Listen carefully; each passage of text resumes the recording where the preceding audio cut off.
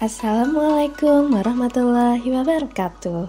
Kembali lagi dengan saya Dwi Yunita Sari, CKP Angkatan 9. Kali ini saya akan berbagi tentang koneksi antar materi dari modul 2.1 tentang pembelajaran berdiferensiasi. Bapak Ibu guru hebat sekalian, Arthur menyatakan bahwa semua pengetahuan terhubung ke semua pengetahuan lainnya. Yang menyenangkan adalah membuat koneksinya. Oleh karena itu, di sini saya akan mencoba membuat koneksi dari antar materi dari modul-modul yang telah saya pelajari. Sebenarnya, apa sih itu pembelajaran berdiferensiasi?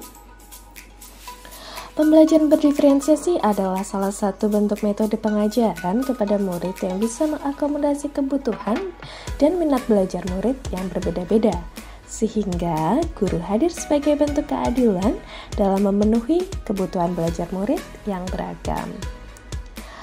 Bapak Ibu guru, ada 3 aspek penting yang perlu diperhatikan oleh guru dalam pembelajaran berdiferensiasi. Yang pertama adalah kesiapan belajar atau readiness, yang kedua adalah minat murid, dan yang ketiga adalah profil belajar murid.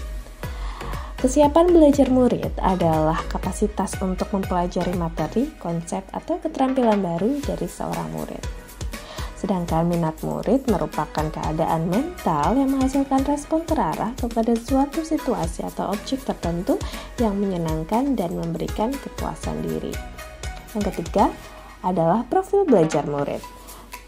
Ada beberapa poin. Yang pertama adalah preferensi terhadap lingkungan belajar, misalnya terkait suhu ruangan, tingkat kebisingan, jumlah cahaya, apakah lingkungan belajar terstruktur atau tidak. Contohnya mungkin ada anak yang dapat belajar di ruang terlalu dingin, bising, ataupun terlalu gelap.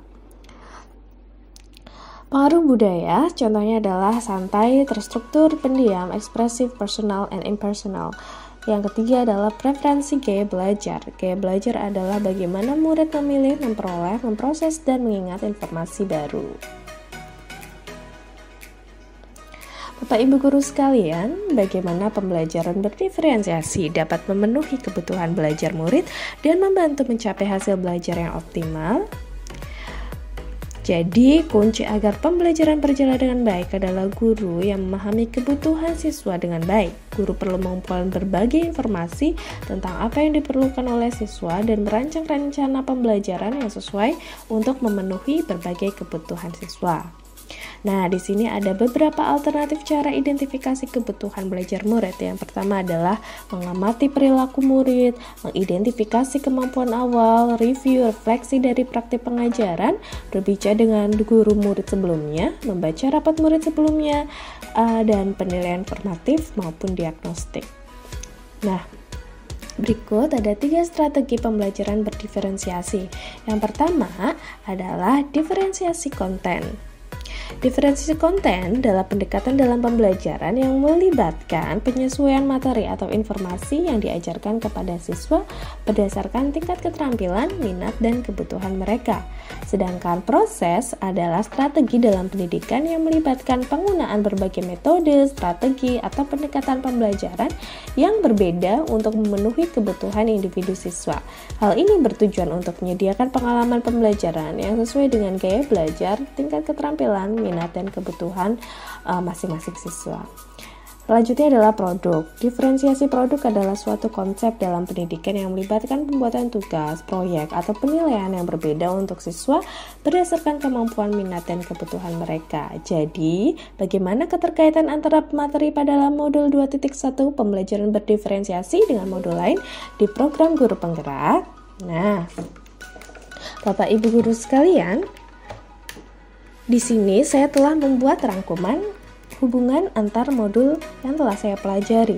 Pada modul 1 membahas seputar filosofi pendidikan Ki Hajar Dewantara yang menekankan pentingnya pendidikan yang sesuai dengan kodrat alam dan perubahan zaman.